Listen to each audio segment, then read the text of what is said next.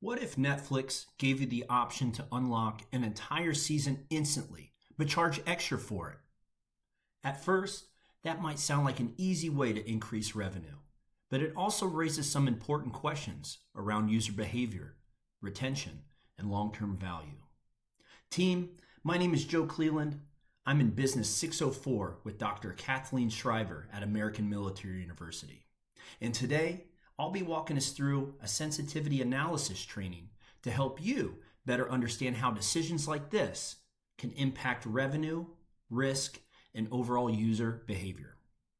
Now, to make this practical, I'll be speaking through the lens of a Netflix employee evaluating this potential premium add-on feature and walking through both the upside and the potential trade-offs.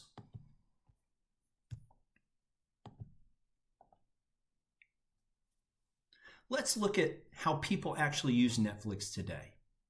We've seen it all too often, right? Someone gets hooked on a show. They binge a few episodes, maybe a full season, and then they hit that point where they realize they have to wait a full week for the next episode.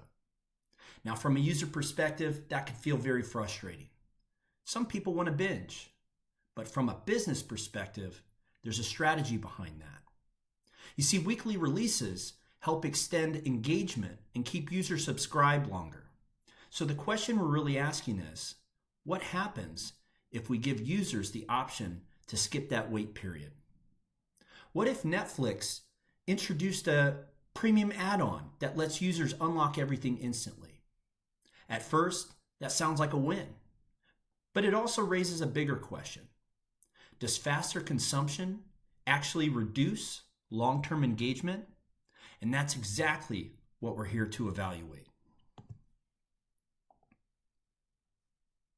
So now that we've framed that idea, let's look at the actual business decision.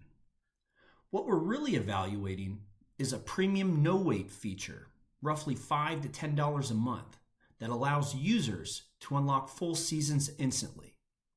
This introduces a new layer of complexity because decisions like this don't just add revenue, they may change behavior. It could impact how quickly users consume content, how long they stay engaged, and ultimately whether they continue subscribing over time. This isn't just a feature or pricing decision, it's a strategic trade-off, and that decision will need to be thought through carefully. So when we look at this from a financial perspective, the goal isn't to just generate more revenue. It's to maximize long-term value while managing risk. That means we're balancing two things: growing revenue and retaining subscribers over time.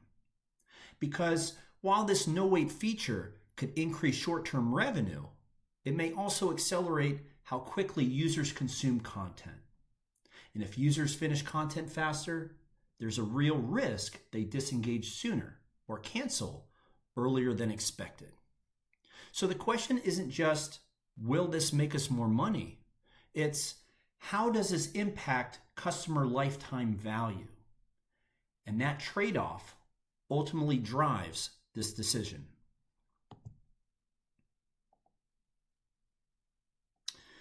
Now, this is where sensitivity analysis comes in. It's one of the key tools we use to evaluate decisions, especially when we're dealing with uncertainty. At a high level, sensitivity analysis helps us understand how changes in key assumptions impact outcomes. Simply put, we're asking, what if we're wrong? What if fewer users purchase this feature than we expected? What if user behavior shifts in a way that we didn't anticipate? You see, for each of those changes, that can have a direct impact on revenue, engagement, or maybe the value of the decision.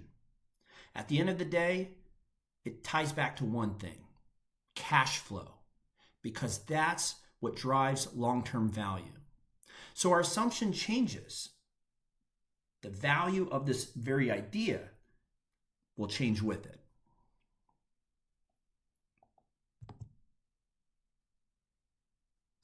So now let's bring in a more quantitative view. You see, these are key variables we would model out when evaluating a decision, like pricing. Where do we set this feature? $5? $10? Maybe somewhere in the middle? Let's talk adoption. What percentage of users do we feel will actually upgrade? How does that translate into total revenue? And we still haven't talked about one of the most important variables here, churn. If users binge everything faster, there's a real possibility they cancel sooner, which will directly impact long-term value. All of these inputs feed into projected cash flow, which is ultimately what we use to evaluate a decision through metrics like net present value or overall return. And the key takeaway is that even a small change in these assumptions can significantly impact the outcome. Now, not everything we care about shows up in a model. There are qualitative factors that we'll have to think through as a team. For example, does giving users everything at once actually improve their experience, or does it reduce long-term engagement? How might that impact our brand here at Netflix? Are we reinforcing binge behavior, or are we losing the anticipation that keeps users from coming back? And how might competitors respond if we introduce something like this? At the end of the day, just because a user says that they want something may not always mean that it's the best long-term decision for business. Building on that, we could break this down into internal and external risks. Internally, these are things that we can control, like pricing, strategy, how we release the content, how we position this feature on our platform. These are levers that we can adjust. We could test these, refine them for our decision. But externally, there are factors that we can't control, like competition, broader economic conditions, maybe a shift in consumer behavior. And these can influence how users respond in ways that we can't fully predict. So part of our job isn't just making the decision, it's understanding what we can manage, what we can't, and how both of those impact the outcome. Now let's take that one step further. We can walk through a few scenarios to better understand how a decision might play out. If only 10% of users upgrade, the impact's likely minimal. But if we're closer to 40%, well, now we're talking about meaningful revenue. On the flip side, if users binge everything quickly, cancel sooner, that starts to impact long-term value. And that's really the trade-off here. What looks like a strong revenue opportunity on surface can actually become a retention problem if we're not careful.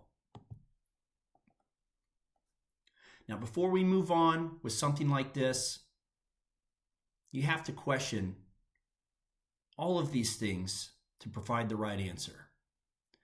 Sensitivity analysis helps us understand how fragile an idea may be and where the biggest risks lie. The goal isn't just to predict the future perfectly, it's to understand how different outcomes impact a business. And ultimately, the question isn't just whether users want to binge, it's whether we actually make more money if we let them. To close things out, here are the references that supported this analysis. Again, my name is Joe Cleland, and I appreciate your time. Thank you.